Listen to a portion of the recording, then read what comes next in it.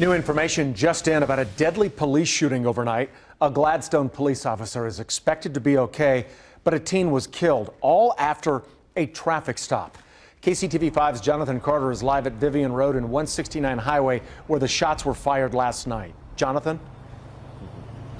Brad, police have released the name of the 18-year-old suspect in what became that deadly shooting. He is 18-year-old Jacob Stevens. Gladstone police say around 10:30 last night, officers pulled over a car near the underpass at Vivian Road and 169 Highway. When the two officers got to the car, police say Stevens ran off. They caught him after a short chase, but in a struggle to subdue him, he pulled out a gun. Several shots rang out. One hit an officer in the hand, and another struck and killed Stevens. Now, police haven't said from which gun the fatal shot came, the officers or Stevens. Now, Kansas City police responded since they monitor the same radio frequency as Gladstone. They've also taken the lead in this investigation. Alexandria Roten lives nearby and says that this is something that has stunned the entire city. It is. It's shocking. It is sad that that's kind of the world we live in now, and it's sad that it continues to move into our neighborhoods. But, you know, it's kind of the world we live in. And I live right down the street, so it's a little scary. The injured officer had surgery on his hand this morning and has since been released. Now, coming up at 6, we're going to hear audio from the injured officer shortly after the shooting. Live in Gladstone, Jonathan Carter, KCTV5 News. All right, we'll look forward to that. Thank you, Jonathan. The Gladstone officer was one of 4 law enforcement officers shot over the past 24 hours. Sunday at about noon, police say that a San Antonio police officer was shot in the head while still in his patrol car after pulling over a driver for a traffic violation. Detective Benjamin Marconi was killed. The search continues for the gunman. A St. Louis police sergeant is in critical condition in what authorities are calling an ambush. The officer was sitting in traffic when another car pulled up next to him and shot him twice in the face. Police shot and killed the suspect there. And in Sanibel, Florida, outside of Fort Myers, an officer was shot in the shoulder while sitting in his car during a traffic stop.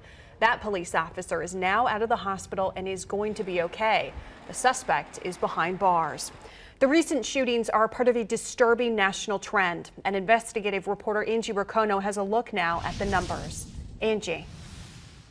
Well, here's a look at the numbers. You can see that more than 60 officers have died this year, and those are the results of gunshots, 2 right here in Kansas City, Kansas. We went through the grieving process, obviously.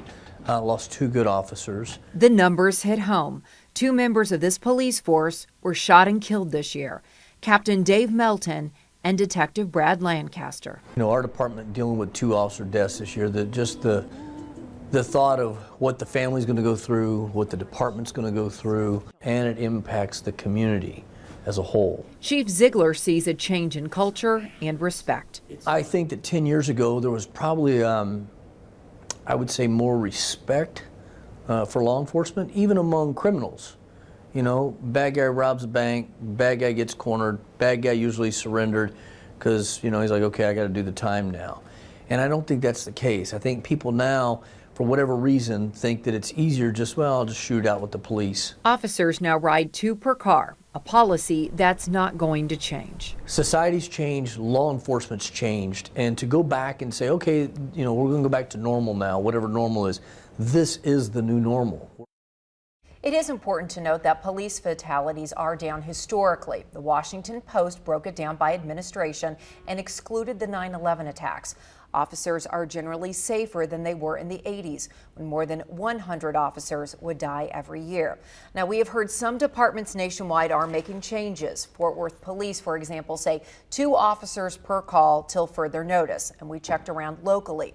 Departments tell us they are not changing anything, although we should report that Overland Park says they will be on high alert.